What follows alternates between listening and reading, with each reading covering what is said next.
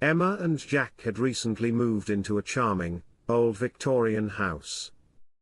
Newlyweds, they were the picture of happiness. The house was spacious but came with a mystery: the attic was locked, with no key to be found. Jack insisted they leave it alone. "It's probably just storage junk," he said with a shrug. But Emma was curious.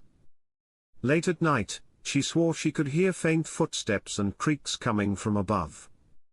One evening, while Jack was out, Emma found a rusty old key hidden behind a loose floorboard. With trembling hands, she unlocked the attic door. Inside, the air was thick and cold. Among dusty boxes and cobwebs, Emma found something shocking: a neatly made bed, fresh food wrappers, and a photo of Jack with another woman. Emma confronted Jack that night.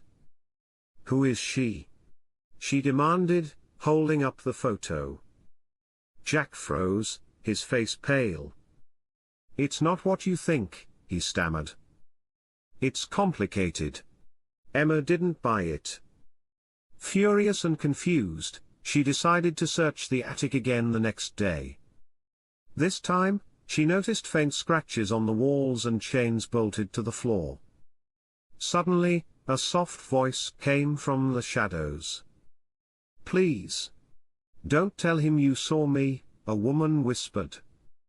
Emma turned and gasped.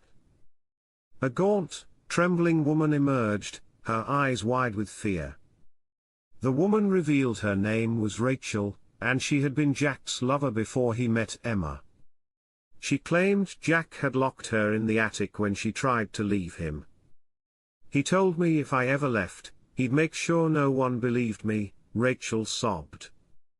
Emma's blood ran cold.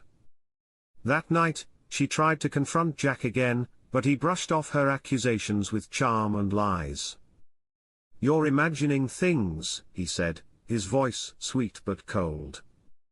"You've always been too curious for your own good." As Emma slept, she dreamed of chains tightening around her wrists, of Jack standing over her, smiling. Determined to help Rachel escape, Emma returned to the attic with a flashlight and a crowbar. But Rachel was gone.